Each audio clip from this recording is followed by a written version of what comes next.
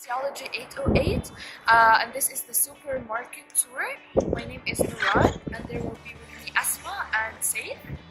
And we'll be going inside Metro right now.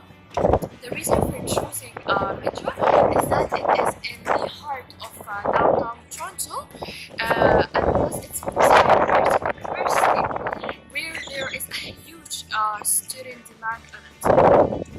When entering the store, we'll be going first to aisle 1 that has cereals, and then we'll be going to aisle number 7 that has frozen pizzas. We'll then be following to an aisle that has soft drinks. We specifically chosen those two aisles because the way they are represented and labeled in the store, it manipulates the students' mind when they enter until they exit. So let's go inside and have a look.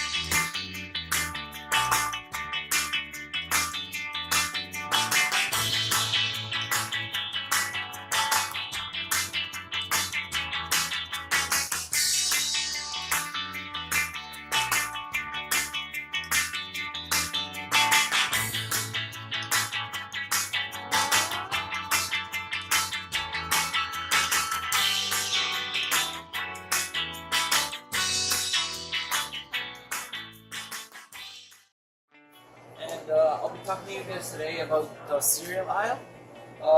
There's three main points about the cereal, especially how it's outlined in a supermarket. So the first point is color coordination.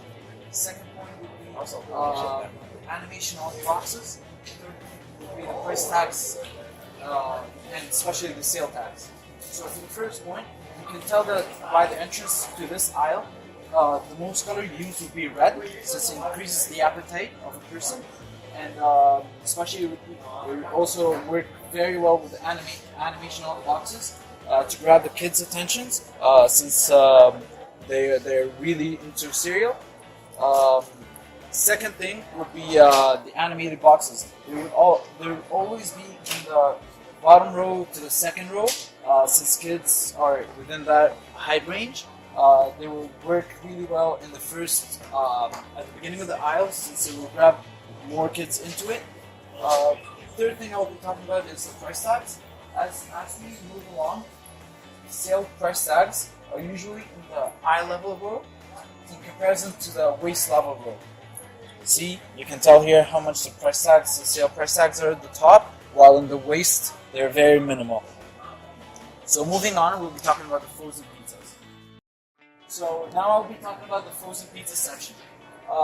This section is known to be the most visited section in this supermarket specifically, since students usually love having pizza dinners.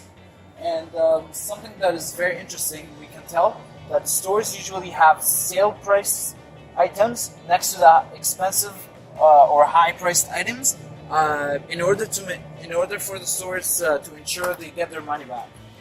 Something that is very interesting as well is that as you exit the aisle, you go into the soft drinks aisle, because no one likes having the pizza without a soft drink.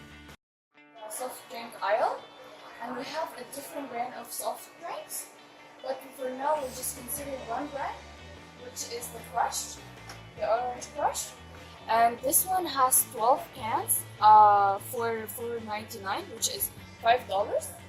While this one, there are 6 bottles for $3.99, which is $4.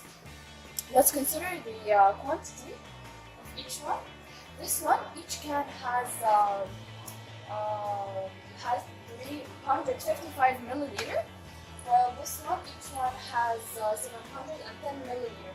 And if we did the math, both of them will have the same exact amount. So if you look at the student life, this one will be more efficient for him or her, because this one can open and close and like easily we can put it in the bag. While the can, if we open it once, we can never like put it back. Like we just have to throw it away.